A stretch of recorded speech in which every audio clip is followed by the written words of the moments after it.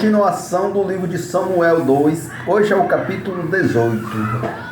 Por quão cego andei e perdido vaguei, longe, longe do meu Salvador.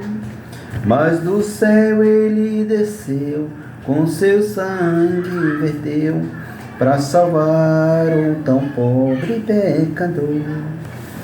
Eu ouvia falar desta graça sem par, que do céu trouxe o nosso Jesus.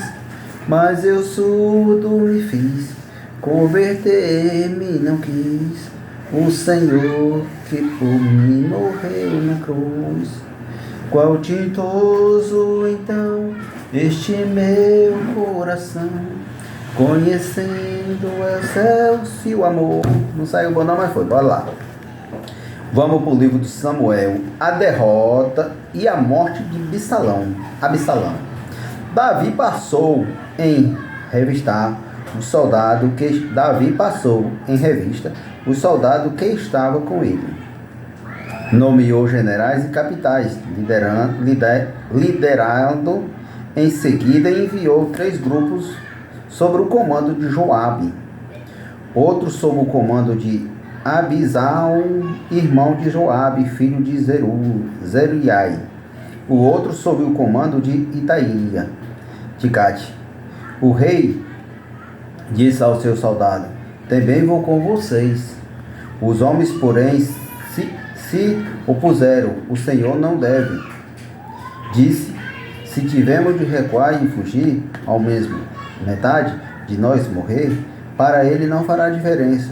E se o Senhor vale por 10.000 de nós, por isto é melhor que fique na cidade, e não enviaremos ajudar e for necessário. Farei se acharem melhor, disse ao rei.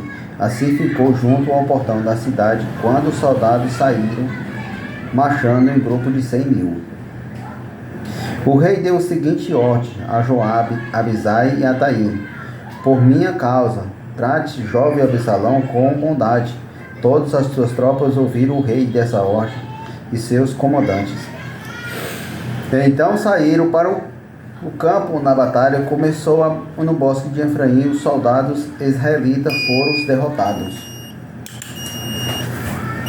pelos homens de Davi. Houve grande matança naquele dia. 20.000 homens perderam a vida na batalha, e se espalhou por toda a região. Morreram mais homens no bosque do que os que foram mortos pela espada. De Davi. Tentou fugir, alguns homens de Davi, tentando fugir montado numa mula, mas ao passar debaixo de um galho, durante a batalha, Absalão disparou como alguns homens de Davi, tentando fugir montado numa mula, mas ao passar, enroscou-se nele a cabeça, e a mula continuou correndo, deixou-o ali, pendurado na árvore. Um dos soldados de Davi perseguiu a cena e disse a Joabe: vi Absalão pendurado numa árvore. Você viu? Perguntou Joabe. E por que não o matou ali mesmo?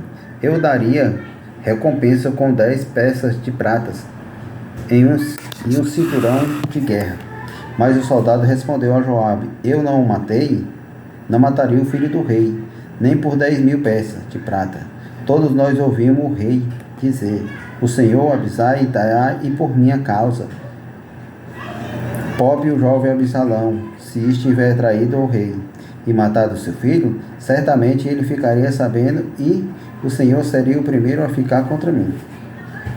Não vou perder mais tempo discutindo com você, disse Joabe. Então pegou 3 dados, atravessou com eles o peito de Absalão, como ele ainda estava vivo, pendurado na árvore. Em seguida, 10 jovens escudeiros de Joabe cercaram Absalão e o mataram. Então Joabe tocou trombeta aos seus homens pararem de perseguir o exército de Israel e atiraram o corpo de Absalão numa cova profunda, no bosque. Sobre ela colocaram um monte de pedra e todos os israelitas fugiram para casa. Quando ainda estava vivo, Absalão havia construído para si um monumento no Vale do Rei, pois disse: não tenho filho para dar continuidade ao meu nome.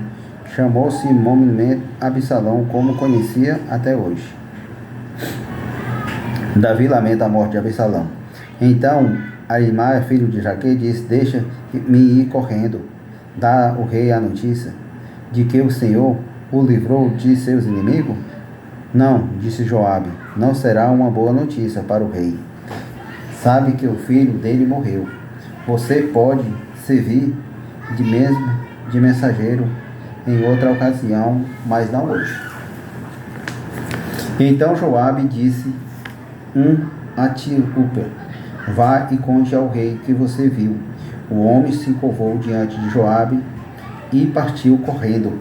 Contudo, Ananias, filho de Zadok, instruiu com Joabe: não importa que aconteça, deixa eu ir também. Por que você quer ir, meu filho? Disse Joabe: não haverá recompensa alguma pela notícia. Eu sei, mas deixa-me mesmo ir. Assim implorou. Por fim Joabe disse: está bem, pode ir. Então Ananias pegou o caminho mais fácil pelo planície e correu até Mania, à frente de Etiópia. Enquanto Davi estava entre os portões externo, o portão interno e externo da cidade,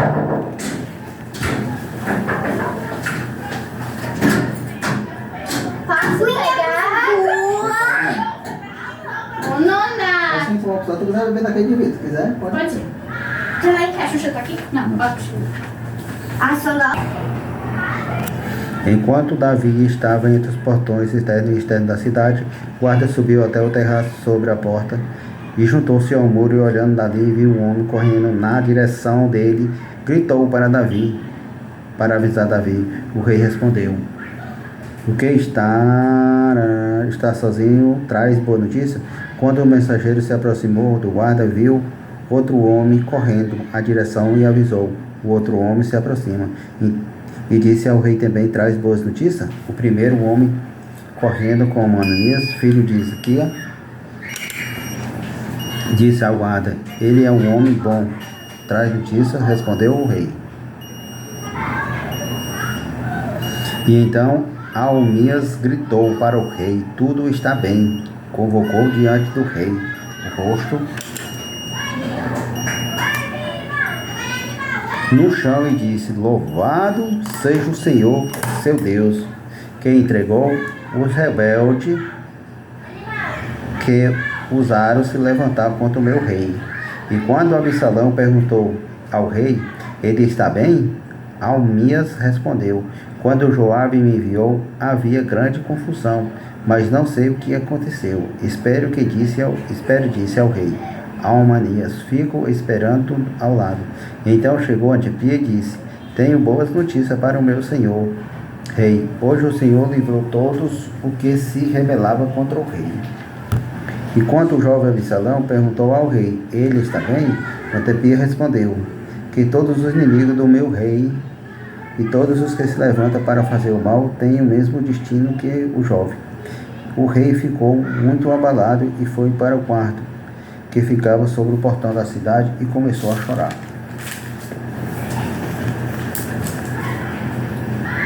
Andando um para o lado, clamava: ah, meu filho Absalão, meu filho Absalão, que me dera se tivesse morrido em seu lugar, Absalão, meu filho. Amanhã continuamos o capítulo 19.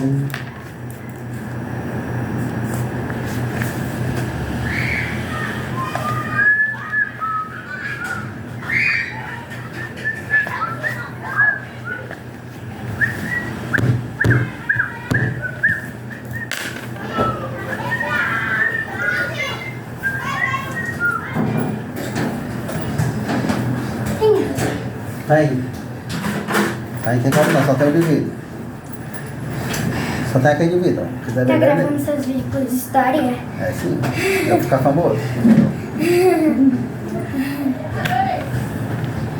Tô ficando famoso. Quer aparecer no vídeo?